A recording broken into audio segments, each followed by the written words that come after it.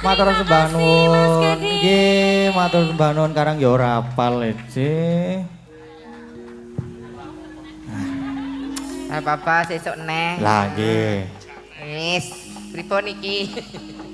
Sampun niki mungkin sing dereng dipinangkani teng gara-gara melih. Ngaten. Nggih. Sembah nuwun Dik Gading. Nggih. Saya kru Warga Laras. Ugi Dalang Seno Channel. Mugi-mugi Dalang Seno Channel sansaya ngrembaka. Anjayeng Bawono. Anjayeng Bawono. Dipun tresnanipun maripun. Nggih. Sehat-sehat. Nggih, amin. Lancar aminipun ngangsu kawruh. Dik Gading mugi pinaringan sukses. Nggih, amin. Lancar ngantos tancep kaya. Amin. Kathah lepatipun atur nyuwun pangapunten. Nggih. Rahmat gawe gapura menawi lepat nyuwun pangapura. Satu pesan dari kami, tetap cintai seni dan budaya. Jauhi narkoba dan Dekati waria. Sembah nuwun. Nggih, matur sembah nuwun. Tansah marapamoring sukma. Sukma sinukma winayo ing asepi sinipun tolong ing kalbu pambukaning warana darlan saking lepleping aluyup pindha pesating sumpena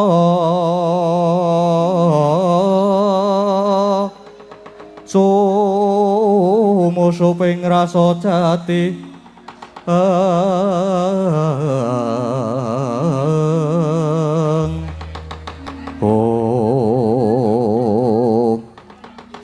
Sinegak semanten ketika capu ingkang wonten sak jawining pagelaran Garing Amarta para putra denira sami anyeranti timbuling para pepundhen Pandhawa ngantos sami cumengklungen persasat ngentosi kumambanging watu item sileming baeta gabus.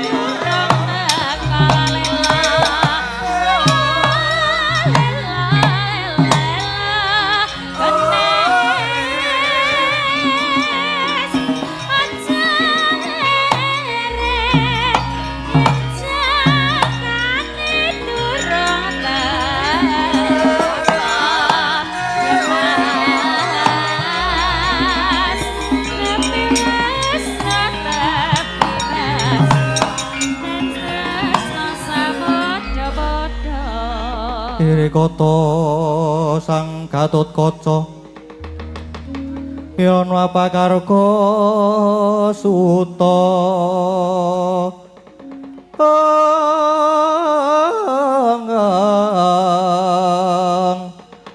Takapira Kresna manahar muji sakti nira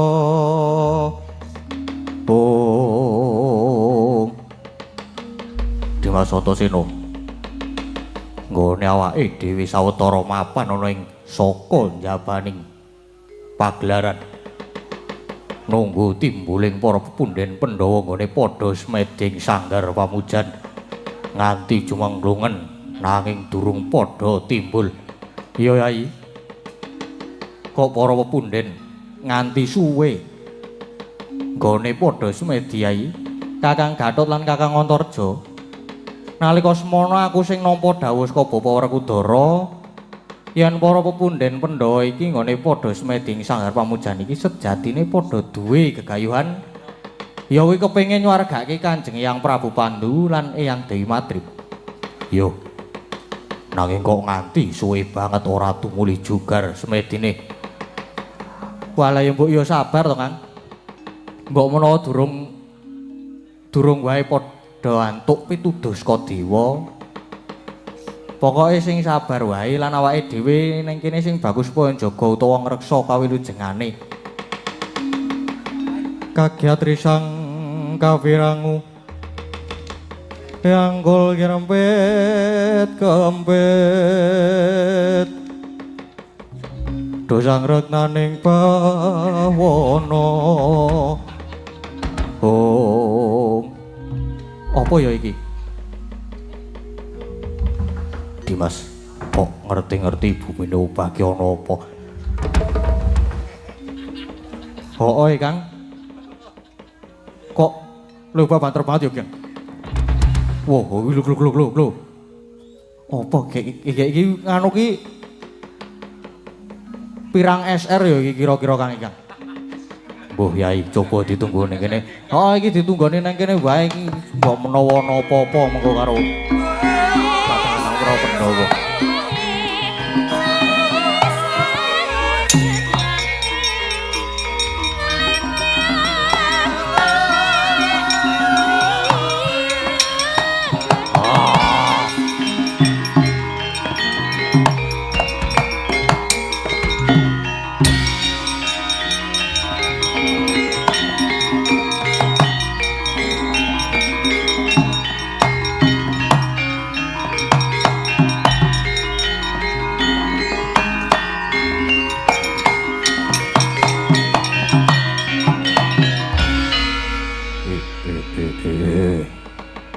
Harjaka blae iblis lanat padha jeg-jegan. Kowe kabeh anak-anak Pandhawa padha sumingkira. Edian. Gedhe tenan.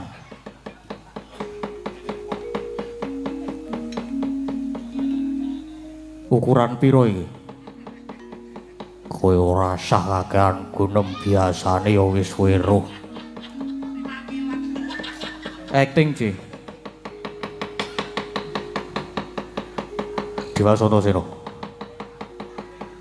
Mulane kok para pepunden Pandhawa ora tumuli timbul. Genah disikara dening buta iki. Pancen buta gedhe murang tata. Tibani tanganku jebol dadamu.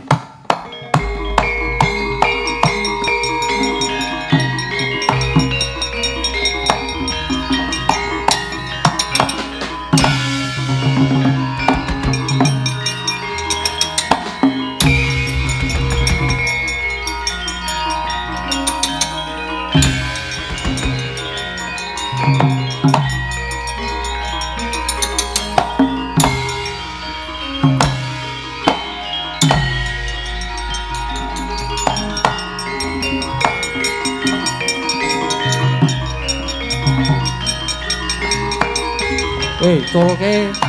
Woi.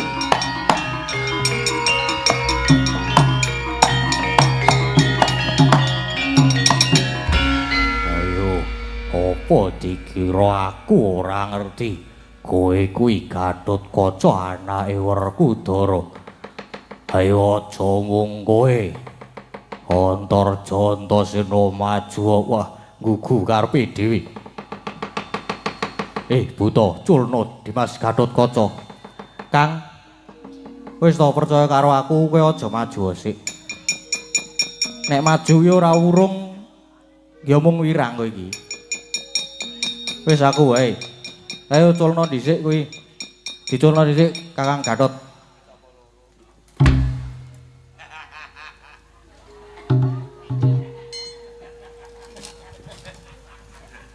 Lah ngono kuwi lho. Apa dikira ki aku ora ngerti? Kowe iki rak ya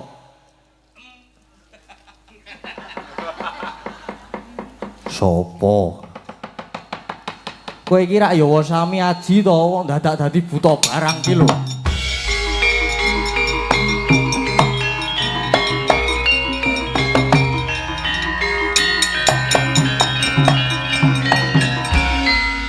Kalian berdua duduk bawah.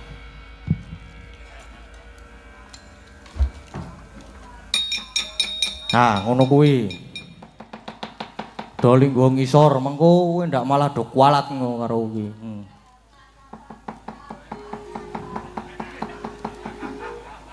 Kaya apa Antasena? Ora ngerti aku Yohan. Kok Dimas ora wedi karo buta iki? Lho ora krungu apa? Aku ngomong apa? Genah iki buta iki.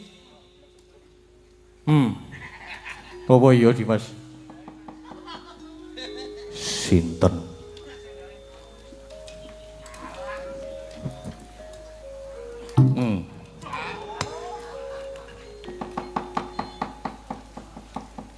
Sinten?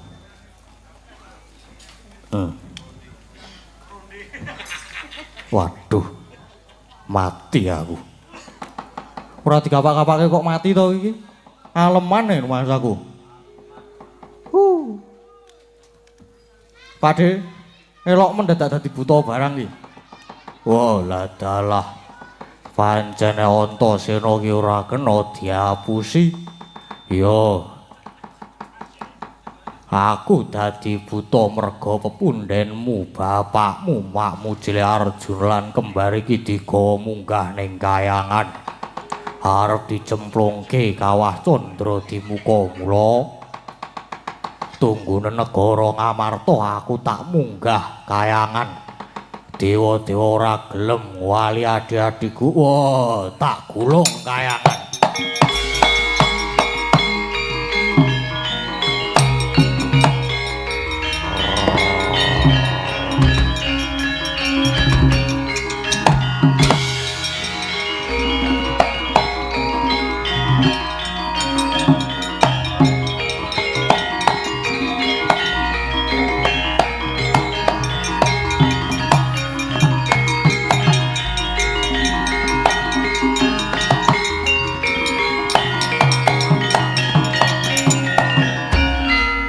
Wis prisa to?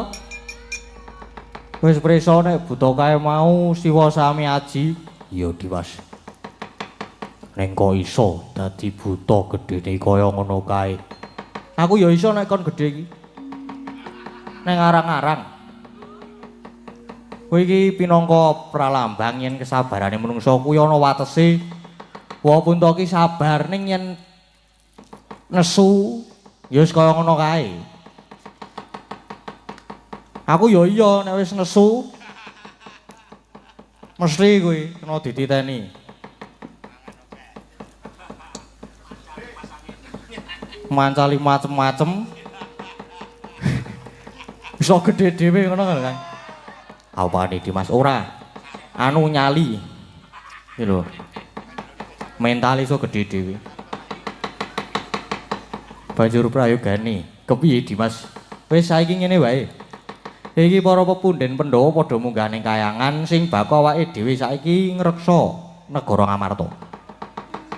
Aja nganti ana ingkang bakal mbebudhek banyu bening ya prayoga mengkono ngreksa karaharjaning negara Dimas.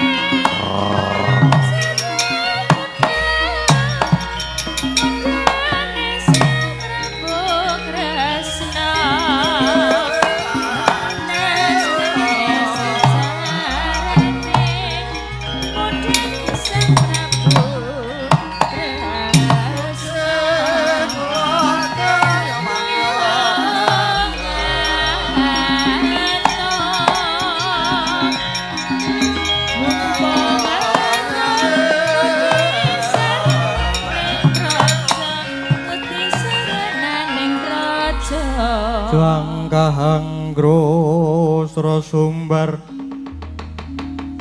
ketara watara bumi gonjing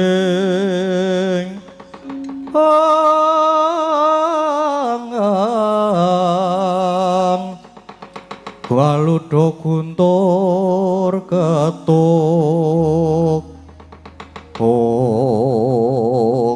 lae Jaramaya bunga sing tanpa upama dene dina iki apa sing dadi aturku ditampa dening pukulun jagat Kirinata ya kuwi nggone nganggep yen para Pandhawa dianggep luput kang banjur mengkono Pandhawa bakal dicemplungke ning kawah Candra Dimuka. Inggih lajeng kula cumadung dawuh Ibu Betari Jaramaya dina iki para Pandhawa wis ditimbali munggah ning kayangan Suralaya sing sejatine mung bakal dipidana bakal dicemplungke ing kawah Candra Dimuka. Mesine negara Ngamarta banjur suwung mula aja nganti anak-anak Pandhawa padha nututi munggah ning kayangan gegironen godanen yen perlu negara Ngamarta padha rusakan kowe kabeh ndak keparengake mangsa marang turun-turuning para Pandhawa. Oh inggih ngestuaken dawuh lajeng bidhal ula bincang punapa ora ketang colok lintang sambung obor budalke dina iki uga. Oh inggih nyuwun pangestu. Wala dalah wadyabala baju barat kabeh wae budal ning Ngamarta do greka pangan iki mengko. Wah inggih ayo do mangan ayo do mangan.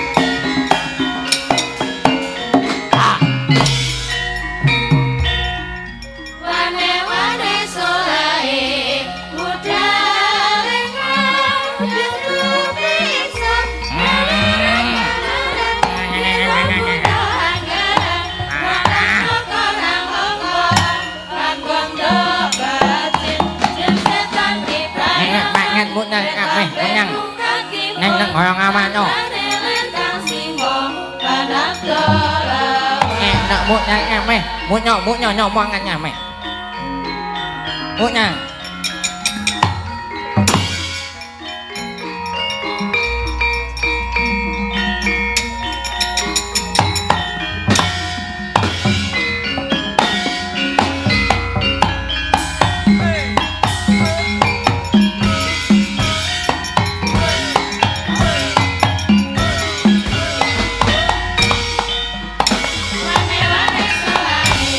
Budal ing wayah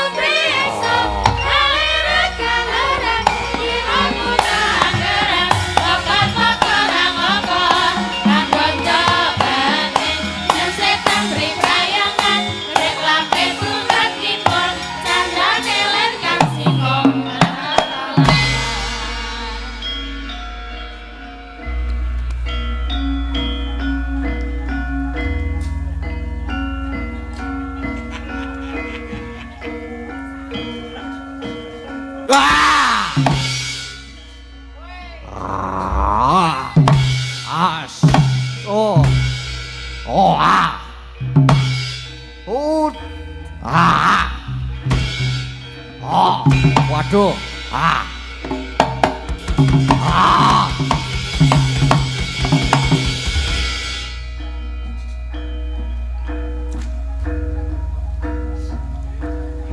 Wah! Butone wing sita. Wah! Ora masalah. Ah!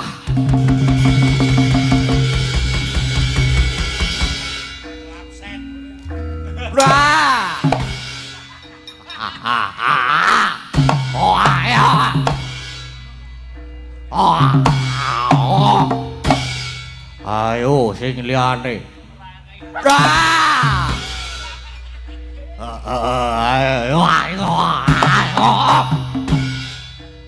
Wah! Yung.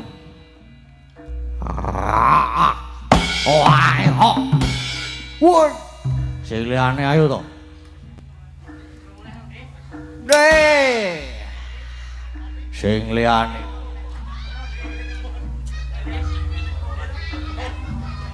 Lah dalah.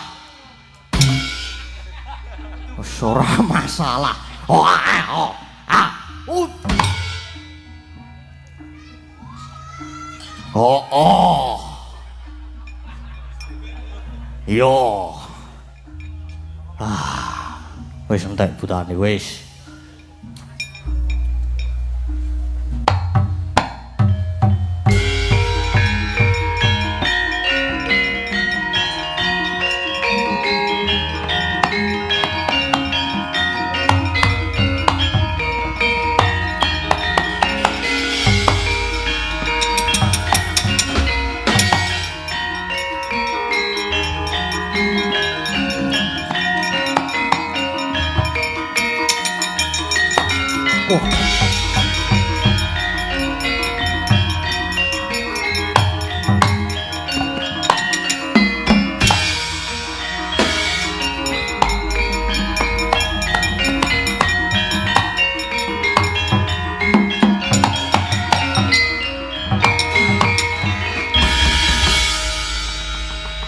Jangkahang grosro sumbar Ketara lindo bumi kunjing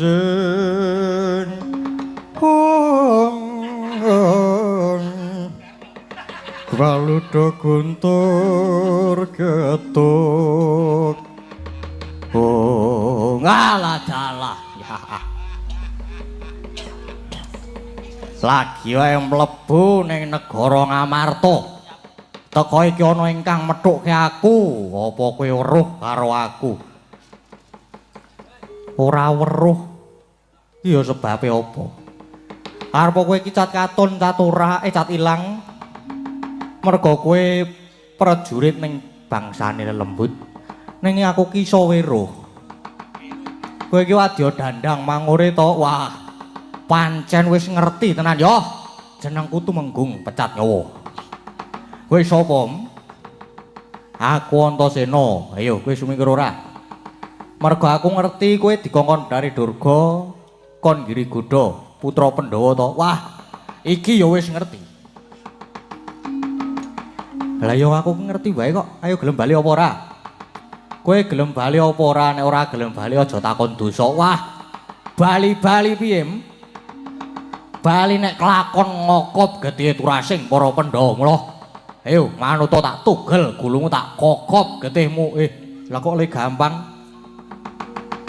Malah kowe kuwi sing tak nggo gathing sirahmu, maju tak pecah sirahmu. Lah mbok iya ayo to tak ladeni.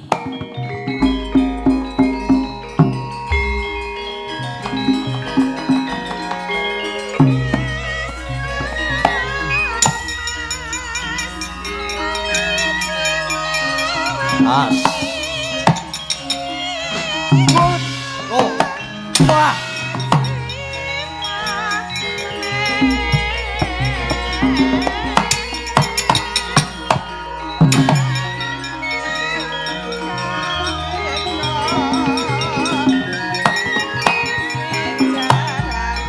Wah.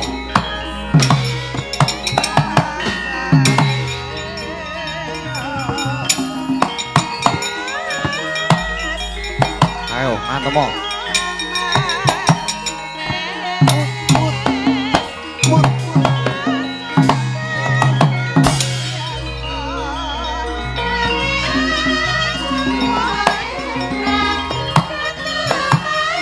As, mati.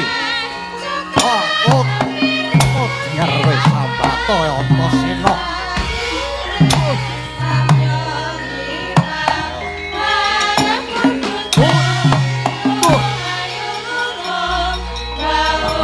Major ini.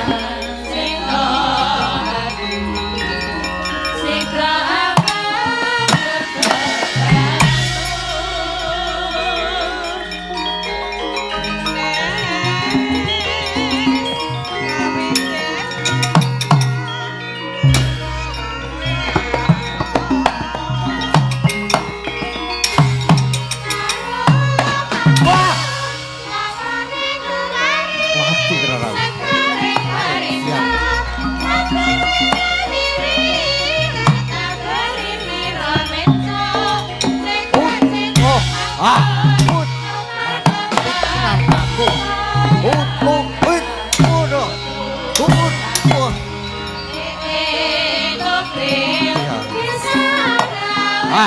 Canda kowe ora iso.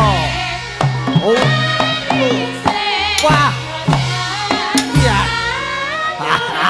Wah. Waduh. Becian mati tenan aku.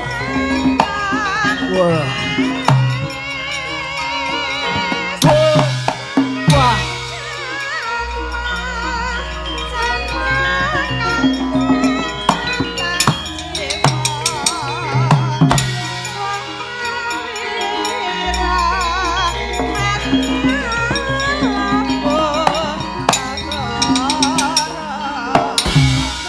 Aduh. Becian.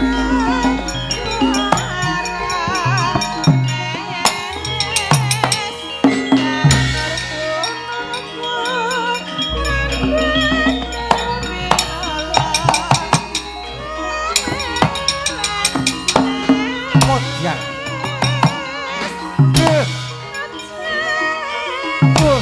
Nyoburi. Modian. Mati. Sirah. Jam ora nampung tenan. Antem mau meneh.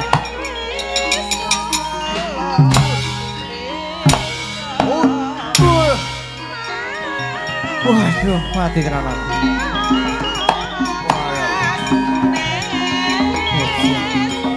Hut, loh, wah. Hut, kus, hut, waduh, wah. Waduh, waduh, mati aku. Waduh, waduh.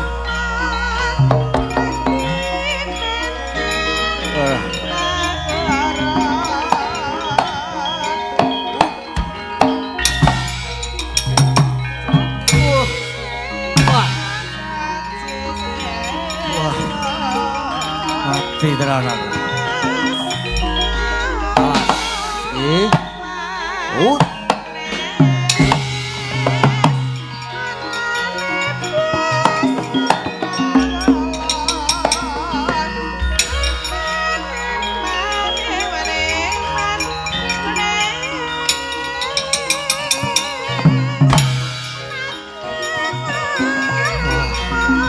Aduh.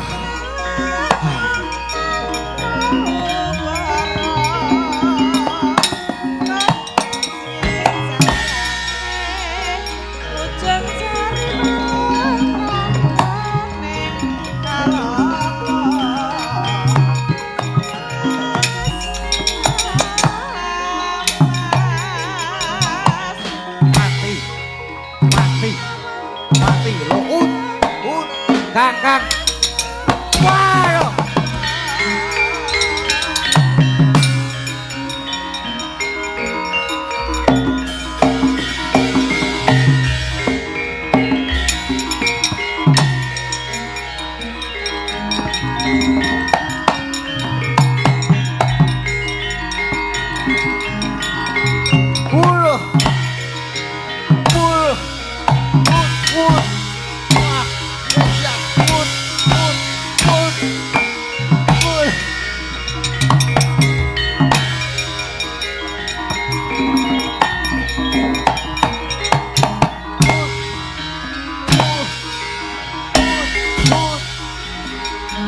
Wah. Udah. Waduh. Wah. Waduh.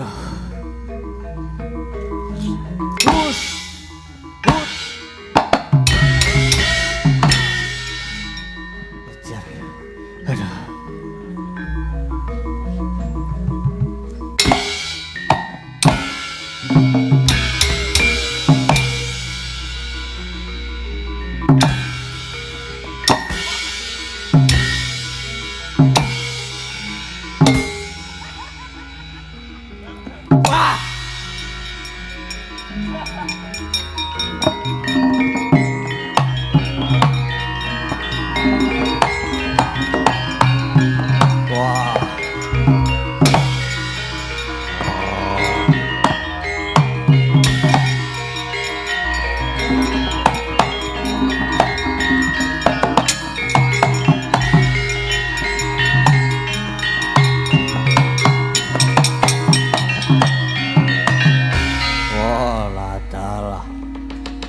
Pancen anak pendora bisa disandhane ora iso digawe enteng.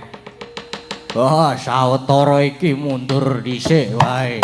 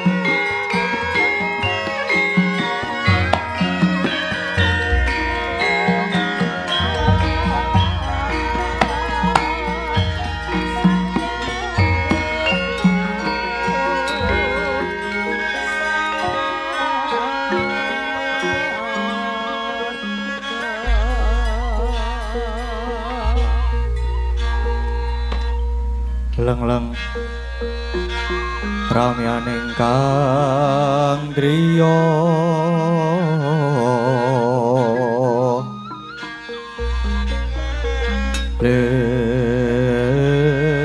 lirewang candra katawengan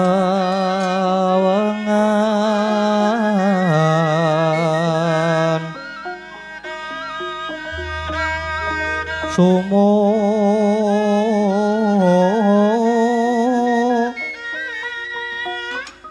ing tias kadu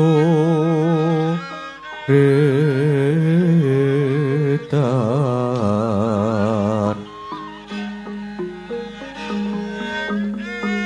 limut kapyatane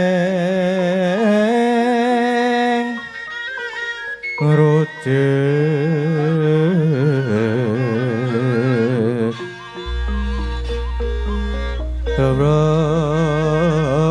mingri yoma nawo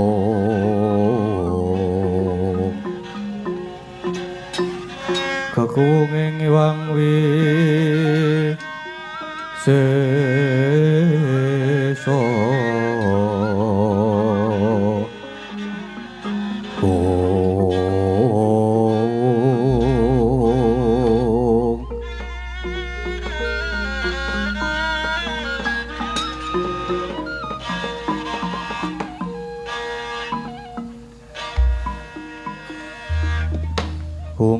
aja laju sang ayu palungguhan ulun Kakang Narada kados pundi menika kaki Puntadewa kok boten nderek sowan wah perkencong Waruda yang pak pong bu bolong kali code sapa sing gawe nuwun sewu Adi Guru mugi dadosna kawuningan Adi Guru nalika semanten kula wonten ing sanggar Palanggatan Negari Ngamarta pancen pinanggih Pandhawa gangsal ingkang nedheng talak brata. Wusana sareng kula matedhaken dawuh timbalanipun Adi Pramesti. Menika Werkudara tumuli matur yen to sowanipun Pandhawa dipun wakili kadangipun sekawan inggih menika pun Werkudara Janaka lan Kembang. Pramila ingkang raka nyuwun pangapunten dene kula mboten saged nyuwanaken pun Puntadewa Adi Guru. Kakang Narada dados mboten marakipun Puntadewa menika sebab pinambengan Bratasena. Inggih, langar mekaten Adi Guru. Praigitipun dangu nanging nuwun sewu kula aturi ngatos-atos lho, Di. Krana mbok menawi mangke Werkudara sampun gadhah wangsulan ingkang awrat lan Werkudara mboten saged mboten dipun inggahi. Sampun kuatos ulun menika ratuning para dewa. Inggih. Kula namung ngemotaken krana kula nyipati piyambak bilih Werkudara menika pancen titis saestu. Om Ilahing astuna masidham wayah ulun Werkudara. Wah. Guru kakekku kepiye? Ana dawuhmu apa? Ing antaraning wong papat iki sapa sing dadi juru wicara? Aku. Kabeh perkara engko aku sing wangsulan. Wah, kaya apa ya kaya? Pun boten sah dikekes Adi Guru. Kek diteruske mawon. Yen wangsulanmu mengko nganggo dasar ingkang maton lan tak anggep bener, kita wong papat bakal luar saka Pandhawa. Kita kena bali menyang Ngamarta, nanging kosok baline yen wangsulanmu mengko ulun anggep luput, aja takon dosa. Kita bocah papat kudu nampa pidana minangka wakiling Puntadewa ingkang pancen luput lan kudu nampa paukuman. Kepiye Sena? Mangko dhisik aku tak takon karo guru kakekku. Mapane tembung bener lan luput iku kepiye? Dununging kepiye? Sena, apa darunane dene jeneng kita ndadak takon mapane bener lan luput? Yo. Merga sing tak anggap bener kuwi durung mesti bener. tumrap kaki guru semono uga sing tak anggep luput durung karuan luput kanggone kaki guru. Mulane babagan bener lan luput iki mengko kudu tak genahke dhisik wates-watese sebabe apa iso wae sing bener tok luputke sing luput tok benerke. Apa meneh yen isi atimu mung lambaran gedeng keburu sengit, wah kabeh wangsulan mengko mesti mung sarwa luput. Ya ora. Lah ngono. Rasain lo. Sing adile malah diadili iki mengko. Kakang Narada kula aturi kendel. Ampun ngregoni Werkudara. Bener iku ana 3 perangan. Benere dewi, benere wong akeh, lan bener sejati. Lan ing kene ulun nganggo bener sejati. Kepiye? Wangsulan ulun iki apa kita wis bisa nampa?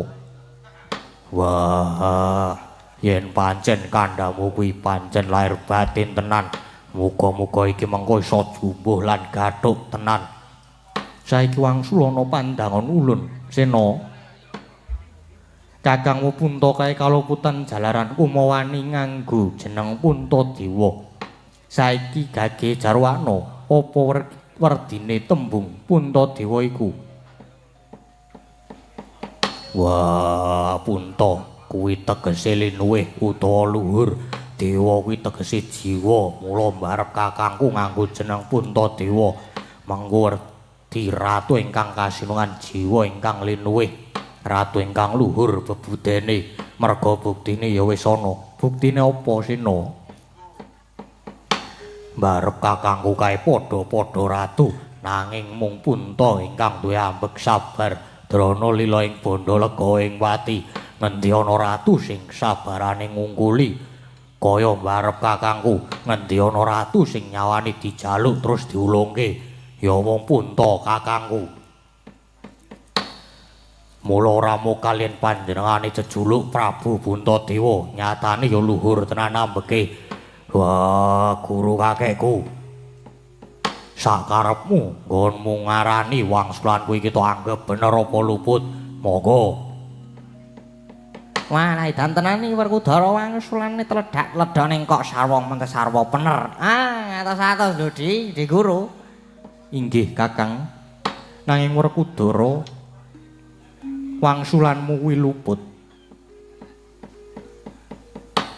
Werkudara menika wangsulanipun lepat. Lah, nah iya ta, tenan to. Bener ning diluputke genah golek masalah iki. Wah, ora kencang laweng. Wangsulane nganggo dasar bebener ya tetep diluputke. Sena, wangsulanmu iku luput dasare apa? Kok kaki guru ngluputke karo wangsulanku kuwi dasare apa? Ya luput. Merga kakangmu wani nganggo jeneng Puntadewa kuwi ulun anggep wani nyahak wani nglangkai panguwasaning Jawata bakal ngungkuli lan ngendih kawibawaning para dewa. Yo sakarepmu nggonmu merteke. Nanging saka pangrasaku lan saka kapitahanku Punta kakangku ora duwe niat nyahak marang panguwasanmu. Wah, malah saka pangrasaku Pandhawa kaya mangkono kuwi mau mung budal saka ati meri srik lan gething. Wah, iku wis jeneng genah-genah iku. Wong seneng ora kurang pengalem, wong sing ora kurang penyacat. Wis ora karuan iki. Banjur ingkang kaping 2 Werkudara, Puntadewa luput merga wani nganggo gelung keling. Monggo ingkang wenang nganggo gelung keling iku mung para dewa lan para brahmana.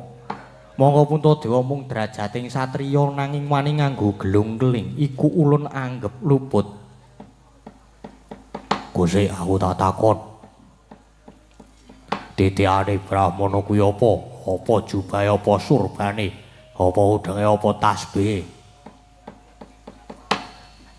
Titikan kabrahmanan ngono dudu jubah lan tasbih nanging pambegane lan wewatekane. Oh, pambegan sing kepiye? Sing nganggo nitik kabrahmanan. Janji ana wong pinter mangreh marang krodaning hawa nepsune dewi. Ya menungsa kuwi mau menang sinebut Brahmana. Wong sing iso mangreh pepinginane dhewe wujud apa? Wujud hambek suci sartane sabar lira lega turta hambek berbudi balaksana. Yen ngono watak suci hambek sabar ngono mau tumrap mbarep untuk kakangku apa ya isih kurang. Lah 2-0. Pun ngalah mawon, Di, ngalah mawon. Tur meneh Punta kakangku nganggo jeneng Punta Dewalan nganggo gelung-geling kae dudu karepe barep kakangku. Nanging kae sing menehi jeneng ya Pandu bapakku. Sing dandani nganggo gelung-geling kae malah dewa ya kuwi Bathara Darma. Nanging kena apa barep kakangku sing mbok luputke? Kena apa dudu Bathara Darma sing mbok salahke? Ayo ora mungkin rombongane dhewe kaya. Ora mungkin disalahke. Kejaba saka kuwi. Wah, barep kakangku nganggo jeneng Punta Dewalan nganggo gelung-geling kuwi wis mlaku pirang-pirang taun. Nanging apa nggonmu ngluputke kok lagi saiki? Yen ngono iki mung tanggep dadang layoni jujolan usuli genah. Nek ana wong jahil karo Pandhawa ora trima perkara jeneng lan gelung, banjur gugat wong jahil mau tok turuti, banjur Pandhawa tok luputke. Banjur Pandhawa tok ancem arep tok hukum sing abot. Ya ora. Pun ngaku mawon, Di, ngaku wae, pun ngaku mawon. Sinten sing usul ngene iki mau? Wah, kaki ngaku sapa sing jahile aku sekadang. Wah, nek kaki guru gelem ngaku aku malah ora apa-apa. Jalaran kuwi malah bakal gampangi marang kabeh apa sing dadi panjakaku. Kita duwe darbi panjangka apa Werkudara? Kuwi dudu perkaramu. Aku duwe panjangka apa kuwi perkaraku. Kaki bloko wae sapa sing jahili Pandhawa. Aku mung bakal ngaturke matur nuwun marang wong kang jahili aku. Jalaran aku wis ngerti sing jahili aku sekadang. Kuwi malah cerak katekan sing dadi sedyane Werkudara. Kados pundi Kakang Narada? Pun. Wah, di belakange mawon Adi Guru. Adi Guru ning ngluputke Punta Dewa niku merga kenapa ngangrui si wanita penggoda. Ngaten mawon. Werkudara. Persajan wae sejatine pancen ana kang mboyasa rujuk lamun kakangmu nganggo jeneng Punta Dewa lan nganggo gelung-geling. Banjur gugat marang jeneng ulun dening kang darbe atur mau ya kuwi Bathari Durga Werkudara. Kagiat diwang ginata sru kacariyan marang aturira sang Resi Kaneka putra saksana kya nyidikara meleng cipta. Oh, Panjenengan niku ados pundi Di Guru? Wah, karo awake dhewe kok nganti kleru-kleru kaya mangkono kuwi.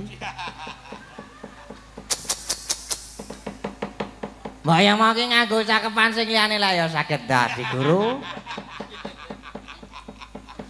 Sampun refleks maca Quran maca naskah Kakang Narada. Ah nggih mboten napa-napa pun. Ora leda jare wong adaplok. Aku wis mbedhek kawit mau. Kandhane kok. Adi Guru ki mbok nek wis muni ketekan Durga ki jan boh. Wah, kok mesti kegugur luwe-luwe nek muni Durga sowan janji wis nganggo klambi ketat. Nganggo kathok sak dhuwur dengkul. Nganggo kathok sak dhuwur sirah.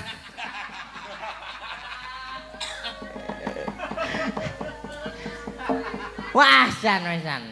Wah, jan iki ya wis Jane iki wis pegatan. Neng kala mangsa iso sok diagem dibutuhke. Wah, gandeng wis cetha perkarane. Kanggo njaga wibawamu lan supaya lega atine Betari Durga.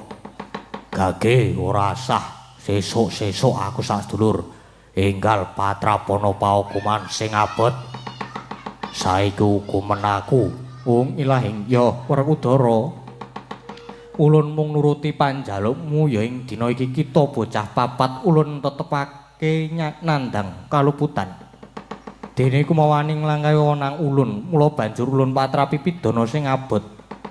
Mung wae sena tibane pidana iki ulun balekake marang jeneng kita. Ulun paringi kamardikan milya kita bocah papat jaluk dihukum cara kepiye. Gage milya Werkudara. Wah, nek pancen aku kon milih, aku njaluk dicemplungke ana ing kawah Candradima. Kok wah caetan iki? Wah, Werkudara caetan.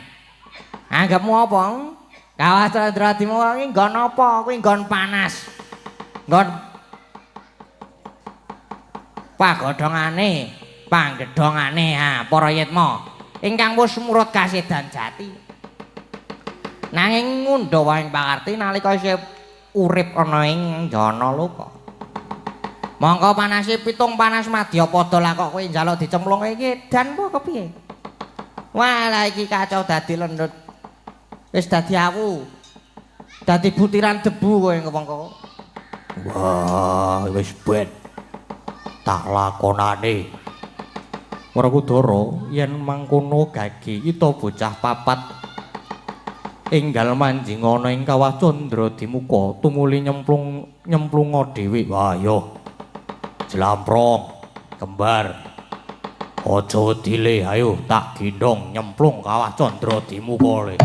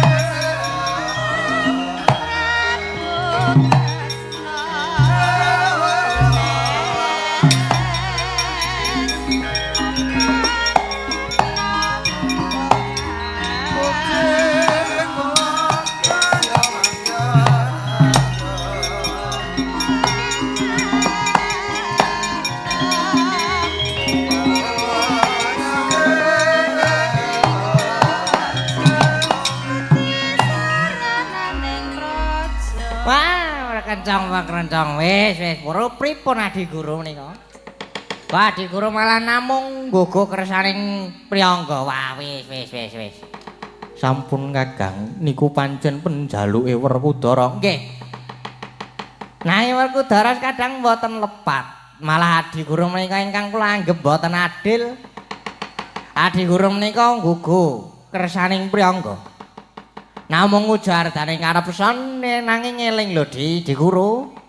Ala mboten badhe tumama ing becik lan sakabehing tumindak temtu wonten undu-unduane kula ingkang sowan pukulun.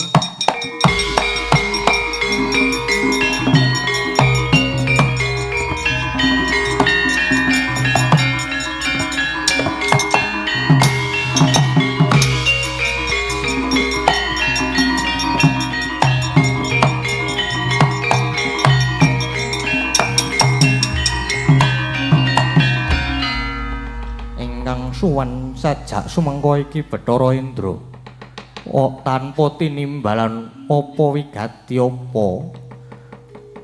Indra ana wigati apa? Inggih Rama Pukulun ngaturi uning bilih kayangan geger. Para apsara-apsari sami lumajar sami bingung krana wonten pangamuing buta ingkang ageng selawan-lawan. Sedaya wangunan dipun rusak temah bibras langkrah. Lah rak tenan to.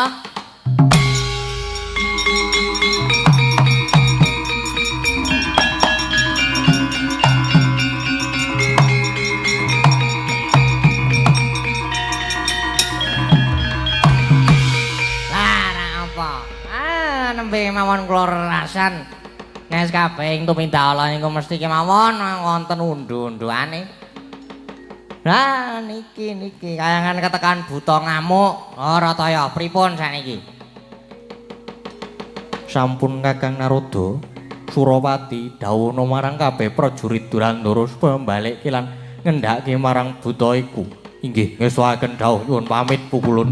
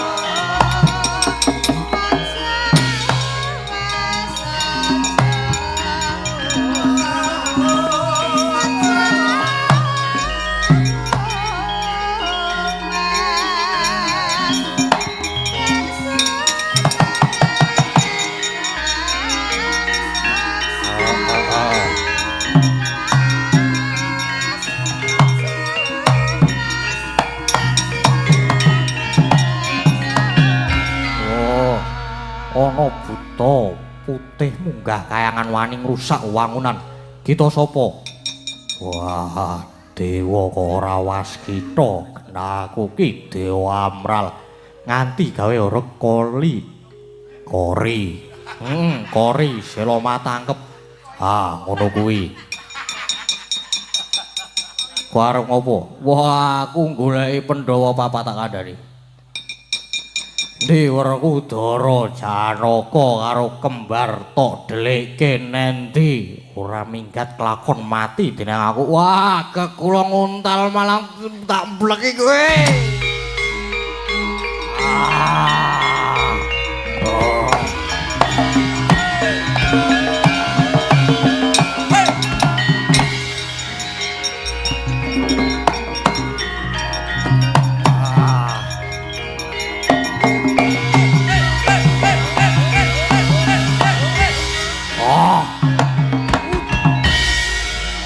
Aduh.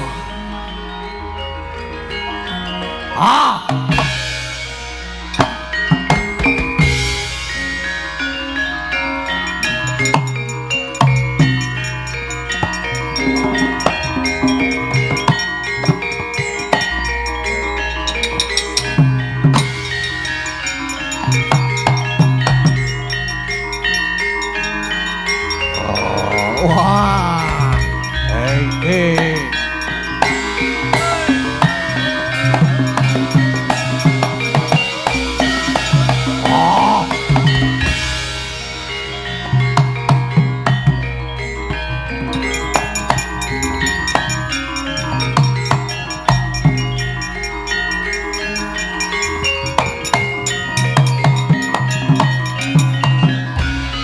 Ana buta gedene semono ora duwe tata krama. Buta kok dadak nganggo tata krama. Ayo kowe Bathara Guru. Ya pancen ulun Bathara Guru. Kita sapa? Aku Dewa Amral. Tegese Dewa Amral ki Dewa Agung. Yen ngono kita bakal ngendih marang kawibawan ulun.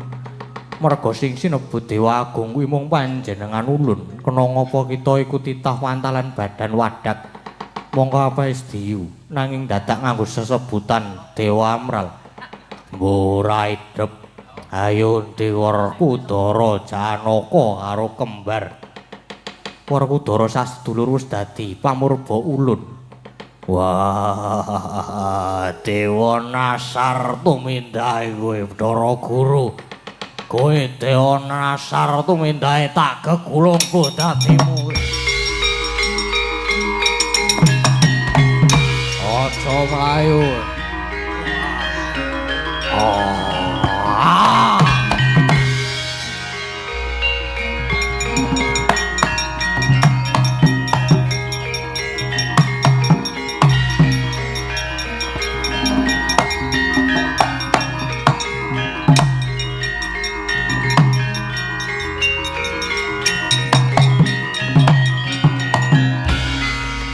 Aduh pripun Kakang Narada?